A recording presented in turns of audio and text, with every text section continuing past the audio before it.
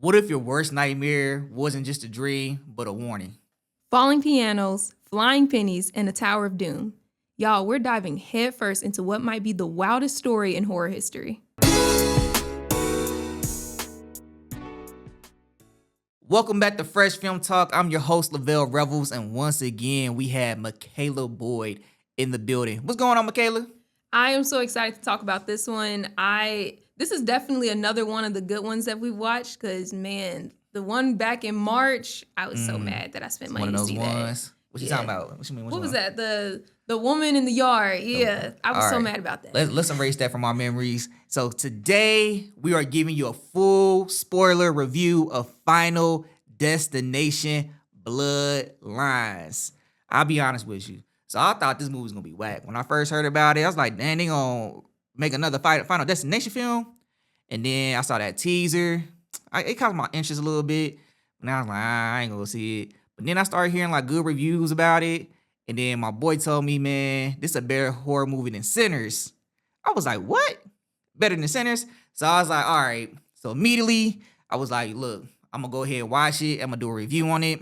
And I was left very pleased. Like I knew what I was getting into when I went into it. And it still exceeded my expectations. So how did you feel about the movie? So for me, I was the same way. I heard they were doing another Final Destination. I'm like, why? Like literally, we already had the Final Destination, which was supposed to be the end of it. And now you're telling me you're going to do another one like, 10, 13 years later, whatever. Mm-hmm. And so I wasn't going to see it at first. But then I saw the preview that came out and I was like, ooh, this looks really, really good. I'm going to have to go see it. And so I heard good things about it the Friday that it came out. So I went to go see it that Saturday. And I was not disappointed. This was really good. I liked how they did this. And I felt like, honestly, there was only a couple like nitpicky things that I would change. Okay. So I'm not even going to hold you right now. Let's jump right into it. So let's go into the opening. So it's 1968. Like the film opens with this stylish, vintage vibe. We see Iris Campbell. She arrives at the grand opening of the Skyview restaurant with her fiance, Paul. The glass tower is futuristic and stunning. And she watches in horror. Chandeliers fall. Shark cracks the glass floor. Leaking gas heater causes fiery explosion. Collapse in the tower, incinerating the guests. Moments later, the tower explodes and everybody got smoked. No pun intended. Well, at least for some. So tell me, what did you think about this opening scene? So this was actually very cinematically pretty. Like I was not expecting this from a Final Destination film, number one. Not that it's always ugly, but it's usually not that pretty. You definitely can tell like the time that's passed, the cinematography has gotten better, our cameras have gotten better. Cause like the first one came out, what was that? 2000? Yeah. So you can tell that cinematography has just came a long way. It looked really pretty. Right? Wow, no, I was born in 98. Thank you. But it looked really pretty. And let's just hit this right now. That little boy was bad. He is the reason that all of this happened for real. All right. And he needed a whooping. Yeah, for sure. We're gonna talk about him a little bit. But let's talk about like the death free for all. So you have like people plummeting from like glass floors. R.I.P. Paul. That rainfall drops keeps falling from my head song. That was diabolical. That was hilarious. Okay. That was another part where I was getting weak and my neighbor was just looking like, what's wrong with this girl? So you got people that were on fire. That penny was just traveling all throughout the Skyview building. So you see like somebody get smashed by an elevator door, smashed by a piano, pill with spikes. So out of the kills from this one, which one was your favorite one? It had to be the raindrops one. That was when I heard the song and I knew what was going to happen. I was just like, whoever did this has my sense of humor. Man, that's crazy. But let's talk about Iris. So Iris, she's like super apprehensive. You can see. So I feel like she's kind of like us. Like we're the audience. Like we're the ones. Like okay, let's talk about the warning signs real quick. So she hears the Ring of Fire song being played on the radio. Then she sees the bad little boy. He gets checked by a black officer, and he's like, "Okay, sir." But if you go later on in the film, I know he called him the N-word. I know he had to. I know he had to do like after he ran away. That N-word had to drop hard. So, like, I was looking at this, and it's like the first few scenes, and I see the black officer checking him, and I go over to my fiance, and I'm with her. I'm like, now, you know, in 1960 something, he would not have been invited to this event. Man, you know what? But I like the inclusion. And then the crazy part is, like, when I first watched it, I was kind of like, okay, looks kind of old. But then you see that building, and I'm like, so does this take place in the future? Because I saw the building, we see the Skyview building, it's like super tall, but it looks like futuristic. So at first I was like, man, I don't know. It's giving the Marvel's Avengers. Yes. Like, you know, it's giving that type of, you know, it's old, but it looks futuristic, but Yeah. very pretty. I like that style. Yeah. And then, so we see, like, so another warning sign, the elevator. So the bad kid, I don't know, did you catch the bad kid cut in front of them? Yes. Okay. I caught everything he did because I was like, he needed to be snatched up. Okay. It did, so at first they're not about to go on the elevator because it looks like it's clearly on capacity, but then the door is like, yeah, come on. So the You elevator. couldn't pay me to get on that elevator. So when they get on, the elevator doesn't close initially. And then he was like, yo, like, it does it sometimes. And it closes. So we like, yo, what's going on right now? Like, you need to get up out this elevator. You need to get out this building. So the elevator guy, he's like, yo, like, this building was completed 5 months in advance, ahead of schedule. And then Iris says to Paul, is that a good thing? It's not. Yeah, I'm like, no, it's not a good thing. They built that like it was COVID. Right. Like, I'm like, bro, you got this futuristic building. It looks nice. And then it's built 5 months ahead of schedule. Like, it was definitely like some corners that were cut in order to do that. But let's dive deep into this the fourth warning that I saw. So, like, they are not on the reservation list, but they sneak in anyway. And then Paul said his plug got fired. So he's like, yo, man, like, we gotta.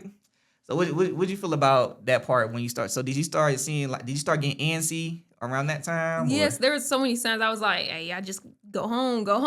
Yeah. And then, like, I just felt like it already was making her feel antsy because of all the things that was wrong with it. Mm-hmm. Me personally, I would have been like, let's come back on a day where it's not so hyped up and everybody's here.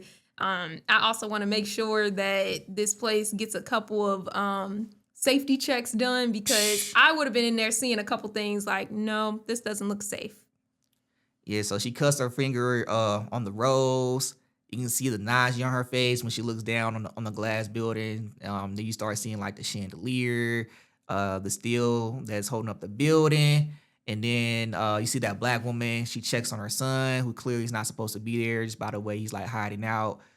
So she's definitely working. And she sees Iris, and then she gives her some advice because she sees that Iris is pregnant. And I kind of caught on she was pregnant before that part. But my thing was this. Why would she tell Paul to get her favorite champagne and she knows she's already pregnant? Well, it's 1968. She might not have. I don't know if they had them rules back then because they were smoking while pregnant too back then. So I don't know if the rules were there just yet. That makes sense. So, okay. So another warning. They go on the rooftop of the building. And we see the bad little boy. He's about to throw a penny from basically a 500-foot tall building. Please don't do that. That actually does kill people. Like, the physics. Yeah, because I remember, like, elementary school, they used to talk about, like, how tall the Empire State Building is. And if you throw a penny, like, it can kill a person. So I'm wondering if they, like, use that. If that's, like, a universal thing that's taught. But so I've never been to the Empire State Building. So can you actually, like, is it actually like a rooftop like that? Where I haven't been either, but I would imagine that there's probably some rooftops like either that are that tall or not that tall, but like close to around that tall that you can get on top of. I mean, heck, in Cincinnati, we have some pretty tall ones that you could probably drop pennies off of and take somebody's eye out.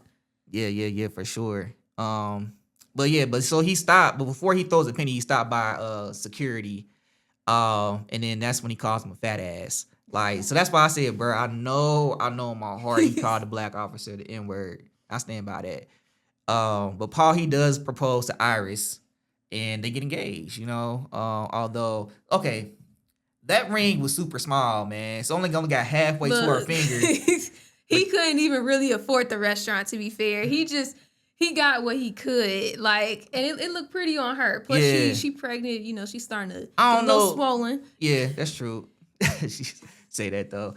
But then I don't know if it's a continuity issue, but so when they're dancing, doing the shout thing, and her ring is actually like covering her finger, like it's like it fits perfect. Like she said, yeah, it's perfect, and it's covering her finger now. I'm like, bro, like that ring, it was not covering that finger. No way, impossible. That ring, I don't care. You got all the lotion in the world, like. When you about to slip that ring on that finger like that, it was too tight, too small, too tight. But then we see the bad boy, he throws the penny from the building, but it's not what you think. So he throws the penny from the building, the wind blows the penny back to the building in another like vent, and it gets stuck in fan propellers, which initiates the chaos. So, what do you think about all that? I mean, as I said before, this is all the little boy's fault. Watch your kids. But where's his parents at? His parents were nowhere to be seen. That's the problem. I don't know, like, if he was supposed to be there or if his parents was just like, go do what you want, Junior, but that wasn't it, because he caused a lot of that. A lot of that would not have happened without him throwing that penny. Yeah. And as you will see, that penny causes a lot of issues. Yeah, that's when the chaos jumps off, man. You just see a whole bunch of people. If you want to see, if you're somebody that's into, like, seeing people die on film, this will not disappoint you. This opening scene alone will not disappoint you. If you want to see hundreds of people, like, die in many different ways, definitely check this film out because you'll be satisfied.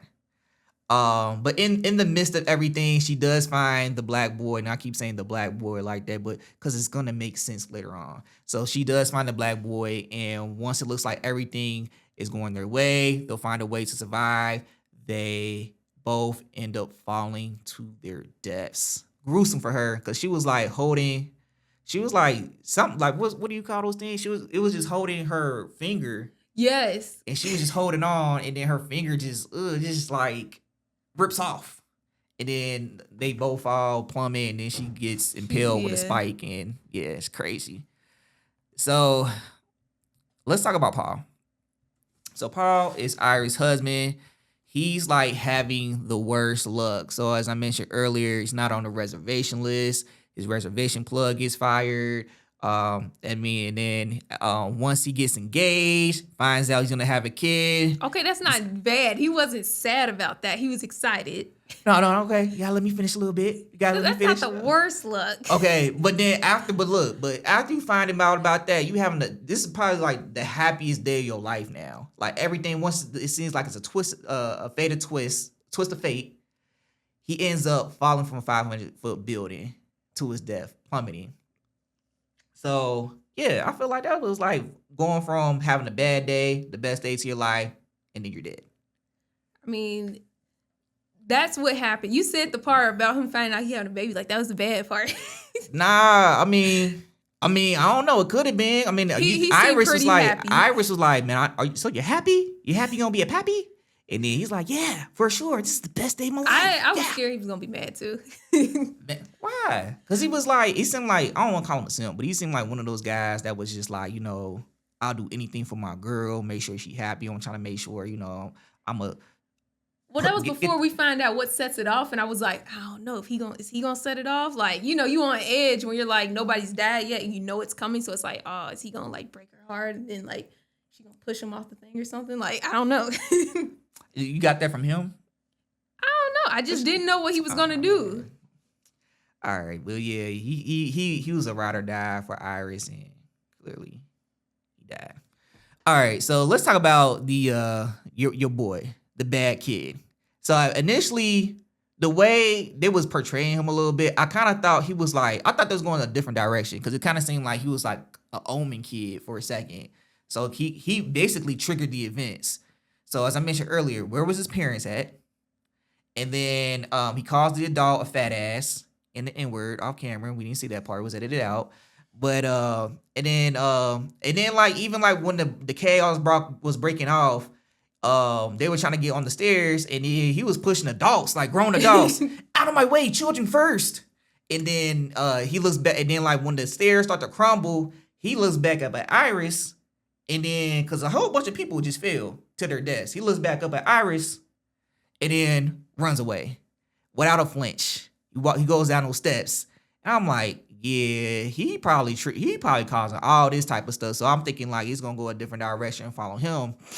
And then he misses in when he goes to the bottom of the building where a piano falls on top of him. And then the penny ends up landing in the fountain where we were introduced to his character. So how did your audience react? Because my audience was giving like a standing ovation. They were like so happy that the kid like died. They were definitely, that was like probably one of the few ones where I wasn't alone laughing on that one, because like that piano just came down and got him, and everybody was either cheering or laughing because I mean he had been a little bit of like a little dickhead. Yeah. And it wasn't like, it was just like one of those things where you root for a kid to die. I know it sounds bad, but it's one of those movies where you can do that. He ain't a nice kid. Yeah, you could do that in this movie, you know. And there's some other things that are crazy in this film where you're just like, really? Like you laugh at it. You're like, I'm really laughing at this. But it's, you know, you're part of the film. You feel embedded in the film. Outside of the film, you won't laugh about these things. But inside this film, you know, take the stick out your butt. So let's go into present day. So once Iris quote unquote dies, that's when we get introduced to our main protagonist, which is Stephanie Reese. She's a bold and skeptical college student. She wakes up, and then it was revealed that she actually had a nightmare about the 1968 event. It didn't actually happen. But the nightmares keep coming, like she's having them vividly and they're all the same. And so the nightmares are actually affecting her performance in school. So how did you feel about the introduction of Stephanie? Then you realized like, okay, this was actually just a nightmare and it didn't happen. Did you realize this was just a nightmare and it didn't happen? Or I realized that she was dreaming. I didn't think it was a nightmare that didn't happen at all, but I thought it was probably the premonition that Iris had and she was having it for some reason, but I was confused as to why she was having it. She is a person of color and Iris is very white, so I was looking like, okay, all right, I know this is Bloodlines, but I was a little bit like, huh. So, and the way she woke up was funny too. Like she's screaming in class. She must have fallen asleep. And the teacher's like, okay, I know like math is scary, but I don't think it's that scary. Right. You can tell she was a person of color? Yes. I couldn't. But she looked like she was like mixed with something, or yeah. Okay, I can see that. So she returns to her hometown, reconnects with her father, Marty, and her younger brother, Charlie. The siblings visit their uncle Howard and their aunt Brenda and their cousins Eric, Julia, and Bobby.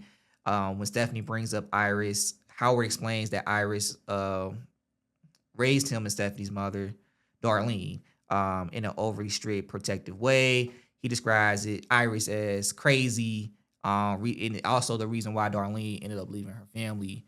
Brenda gives Stephanie a hint about where she can find Iris in these old letters. Her search leads to her in a well-hidden, heavily secured cabin where Iris now lives. So what did you feel about this particular sets of scenes here? This was good. It was well-paced. And we were able to establish kind of the relationship that she had with some of her family members. You could see that for some reason there seemed to be some distance between her brother and her cousins. Yeah. And, you know, you don't really know why. Right. Because I'm looking at Charlie. I'm like, your sister just got home from college. She excited to see you, and you just act like a prick. Like, you just like, act like, oh, hey. Did he even say hey? I don't even know if he even said hi. He just like gave her the cold shoulder. It was almost like, hey, your sister's son. Okay. Right. And, all right. I'm about to go to my cousin's house. All right. Yeah. Okay, I'll take you, Charlie. I'll take you to go see your cousins. And then, like, the satisfaction on his face when she told him that she was basically on academic probation. And then he was just like, oh, for real? He was laughing like, this is a great day. Yeah, like, I don't have to live and see your shadows, Miss Valedictorian. Like, you on academic probation? Oh, man, Dad's about to have a field day with this one.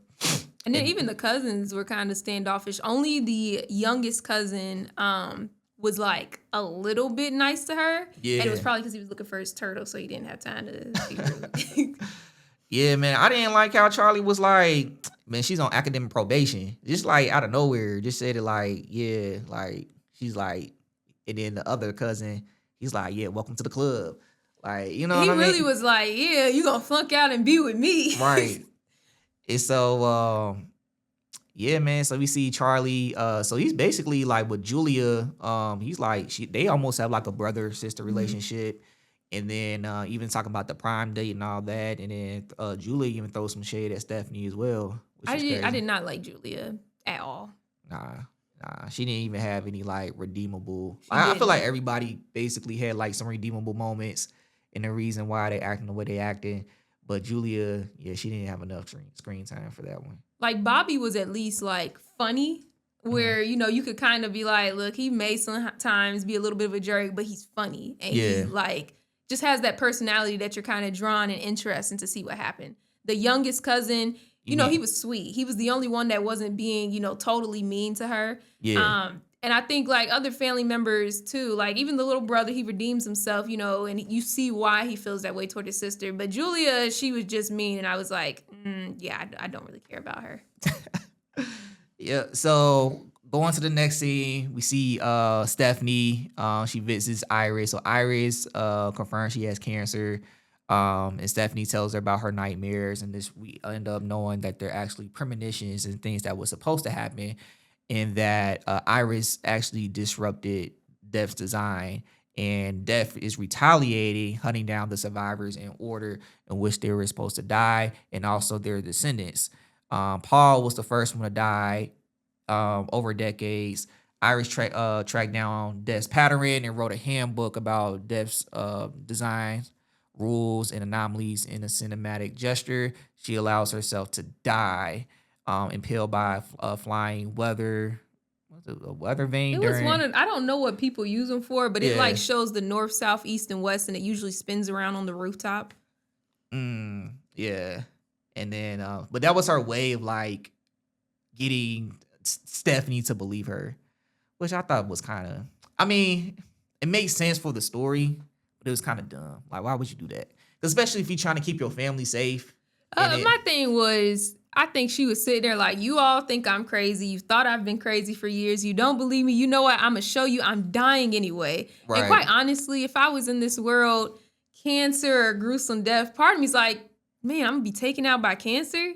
Nah, I'm going to just let you have this one. Be creative. And creative they were, because that death scene scared a lot of people. And this was one where I was shocked and I was like, wow, okay, I did not see it being that gory or gruesome. Yeah, I guess that makes sense. But I don't know, man. Like, you could have just let the cancer kill you and then give Stephanie, put in your will, give to Stephanie the handbook, and maybe by then because she's gonna keep having them nightmares. I don't know if they would have came back to that place. I think that was the most effective way for her to do it. So let's talk about like unraveling Death's plans. So the bloodline is marked. So now we're at Iris's funeral. Darlene, which is their mom, unexpectedly returns. Stephanie blames her for tearing the family apart. While reading Iris's book, Stephanie finds a clue in reference to someone named JB who wants to escape death. So during the barbecue disaster strikes, a freak chain reaction sends a running lawnmower crushing Howard's face, killing him instantly. Shaking, Charlie becomes a believer, and he and Stephanie call family meetings to share what Stephanie has learned from Iris's book, but the rest of the family remains skeptical. This is where we see your favorite part. Eric's at the tattoo shop. He catches on fire, which catches fire due to a faulty fuse box and chemical leaking. He ends up surprisingly surviving thanks to his thick leather jacket. And then later on, as Stephanie and Charlie try to protect Eric, tragedy hits again. Julie is crushed in a horrific garbage truck compactor accident. So, how did you feel about these chains of events here? So first, for the fans of Final Destination, in each of the movies, they hide the number 180. I guess that's Death's favorite number. And if you were looking for it, this movie, I saw a lot of people could not find it. It's in the book that Iris gave to Stephanie. So if you watch those scenes again, you'll see the number 180 in there. But yeah, I thought this was a good chain of events. I thought they kind of like when you made the death scene at the barbecue happened, I thought it was very well done because I kept thinking, it was just going to be like the glass shard that might kill them. Right. But then you see it ends up being a lawnmower. You also see that even like some of the people start to believe her a little bit. Yeah. Like the youngest, you could tell he was kind of concerned and kind of trying to believe her. And, the rest are like, no, it's not going to happen. So then Eric, we have his whole scene. He's sad about his dad. He tattoos himself and it says dad here. Mm-hmm. And, he has this horrific incident, but he survives. Right. But he's the oldest. And so they're confused. Why did he survive? Right. Come to find out, that's not even his dad. Like, the lady's like, okay, so your dad's actually this other dude. Yeah. And my theater was laughing because he was like, what? That's not my dad. And he didn't tattoo this arm. So that was a fun little thing they did in there to trick you. I appreciated that. Yeah, and then like his Eric sad mix was pretty funny there when he was putting a tattoo on himself. So this is where it's just like, okay, Eric's he's like the comic relief of the film.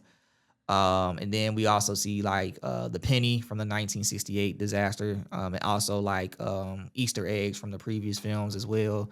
I need to brush up on some of that. Made me like want to like look at some of the Final Destinations of the previous ones. But the good thing about this film, you really don't have to see any of the previous Final Destinations. You can just go see this one and not be confused, and everything will make sense. So let's move right on along. Spoiler alert, they ain't going right ahead of me talking about some of this stuff. All right, so the family realizes death is targeting them in the birth order, skipping spouses like Marty and Brenda because they're not part of the bloodline. Brenda deduces Eric might be safe due to a long hidden affair she has had. He's not Iris's true descendant.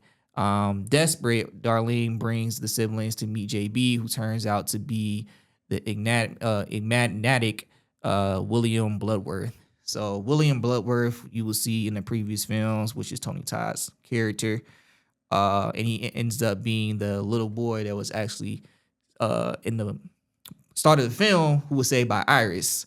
So that's why I kept calling him the little black boy. For those who are like, why are you referring to the little black boy? Now you know why. So Bloodworth reveals that Iris saved him as a child at the tower. He has spent his life studying death's rules, corresponding with Iris in secret. He explains the two potential methods to escape death. So the first one is to steal a life. So if you steal a life, which means kill somebody, you actually get the remaining time that they have left. And then the other way to escape it is to die and then be revived. And after that, he says, I'm out. I'm retiring. Deuces. Y'all figured it out on your own. Here's the clue. Whatever it is, whatever it be, maybe. Que sera. That's right. Is it right? Que sera. Que sera. Yeah, there we go.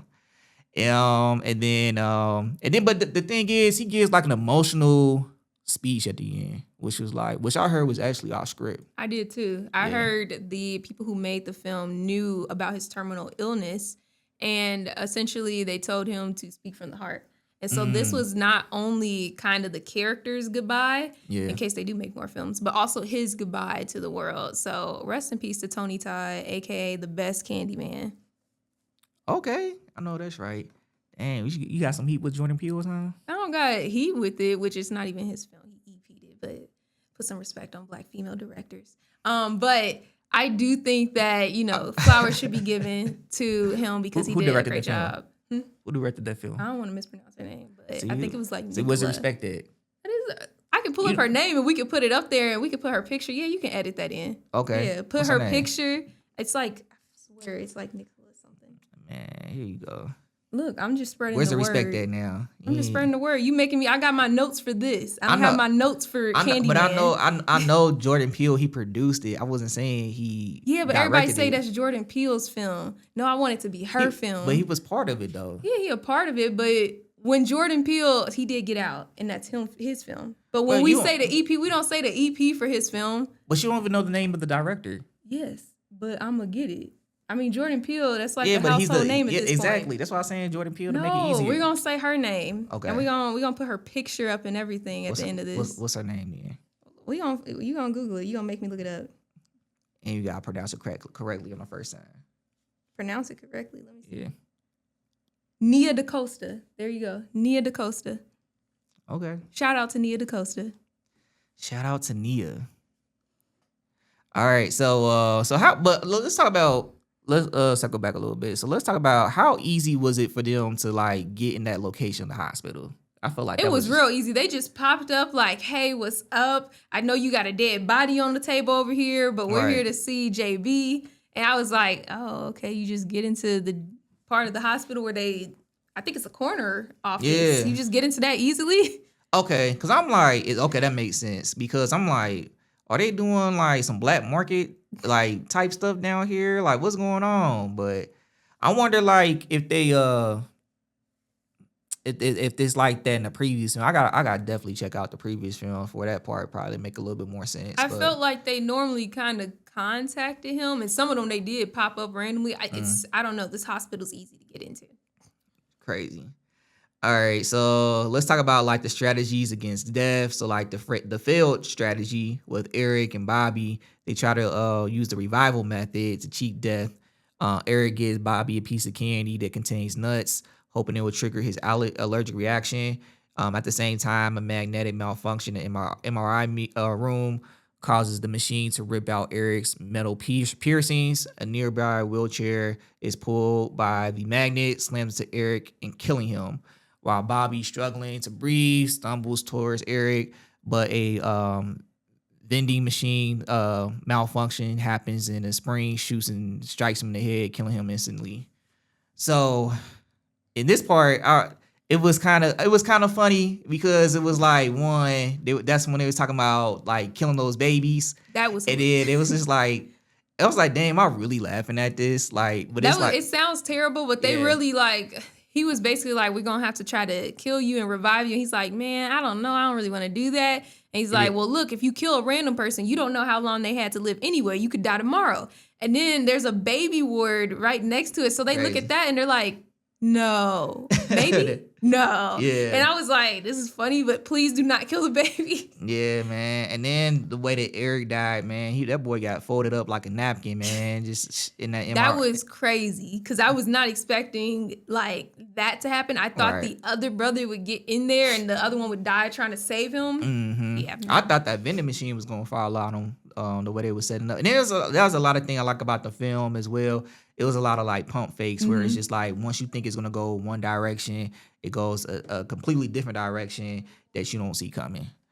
But let's talk about the final confrontation. So the final fight against death. Stephanie, Charlie, and Darlene, they head to Iris' cabin, hoping that staying in that cabin will isolate them from Death's plans. During a heartfelt hug, the 1968 penny falls from Iris's book and is picked up by an old woman. And so it's like, what's going on here? Like, how's this? But it plays on later on. I knew that something terrible would happen when that penny just fell and the woman picked it up. I'm like, here it goes. That penny is evil. That penny is Satan. Yeah. And then like I honestly forgot all about that penny, man. They did such a good job. I did forget about the penny, and then it's just like, even if I did remember the penny, once it got towards the end of the film, I would have thought like, okay, that penny will play a part maybe like later on in the future installment or so. So I gave zero thoughts about the penny at this moment. And then when the group arrives at the cabin, a chain of events start to happen. So basically the house, the cabin explodes, which launches the RV in a nearby lake where Stephanie is in. How does the seatbelt get stuck? Her seatbelt broke because something fell on it, so it was stuck. Okay. So Stephanie